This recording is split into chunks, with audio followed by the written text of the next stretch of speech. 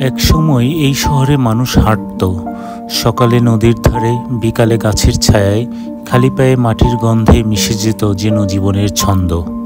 তারপর শহর বদলেছে, আমরা হাঁটা ভুলে গেছি, সময়ের পেছনে দৌড়াতে শিখেছি, গাড়ির শব্দে হারিয়ে গেছে মানুষের নিঃশ্বাস। আজ সেই ঢাকা আবার একটু থামতে চাই, ফিরে যেতে চাই হাঁটার দিনে, যেখানে পা ছোঁয় মাটি আর মন ছোঁয় প্রকৃতিকে। এই পথ শুধু হাঁটার জন্য নয়, এটি আমাদের শহরের হারানো আত্মার পথে ফিরে যাওয়ার আহ্বান। পৃথিবীতে নিজের অস্তিত্ব অনুভব করতে হলে ভূপৃষ্ঠকে স্পর্শ করা আবশ্যক। খালি পায়ে হাঁটার মাধ্যমে প্রকৃতির সাথে আলিঙ্গনে দেহের সুখ ও আত্মার সমৃদ্ধি অর্জিত হয়। মানবদেহের অনুভূতিগুলো বিভিন্ন অঙ্গে সঞ্চারিত হয় এবং শরীর ও মনকে উদ্যমী করে। পায়ের ইন্দ্রিয়ে সংবেদনশীলতা সৃষ্টি করে এবং দেহের ভারসাম্য রক্ষা করে। পায়ের তলার স্নায়ু প্রান্তের উদ্দীপনা মস্তিষ্কে চাপের হ্রাস করে এবং রক্তচাপ কমায়। এই বিশেষ হাঁটার পদ্ধতি আকুপ্রেশার থেরাপির ন্যায় কাজ করে।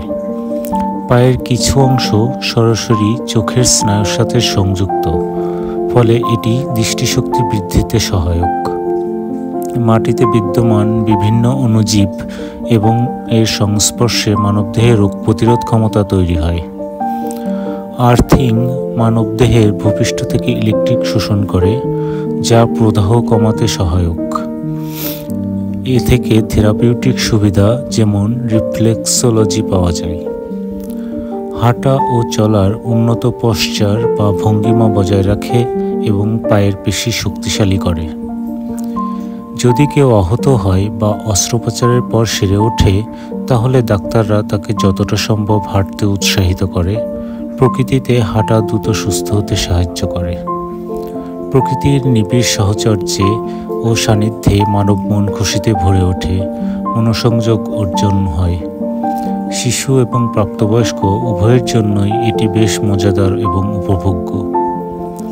সামাজিক মিথস্ক্রিয়া বন্ধন সৃষ্টির মাধ্যমে দলগত উদ্যোগ ও কার্যকলাপের উদ্ভব ঘটে। এই খালি পায়ে হাঁটার রাস্তাটি ব্যবহারের কিছু নিয়মাবলী এবং সতর্কতা রয়েছে। এখানে বলা হয়েছে 15 থেকে 20 মিনিট হাঁটার পরিকল্পনা করুন। জুতা বা স্যান্ডেল খুলে খালি পায়ে মূল ট্রেইলে প্রবেশ করতে হবে। এক প্রান্ত হতে ধীরে ধীরে হাঁটা শুরু করুন। হাঁটার আগে আপনার পা পরিষ্কার করে নিন। হাঁটার সময় যদি কোনো ব্যথা বা অস্বস্তি অনুভব করেন, তাহলে থামুন।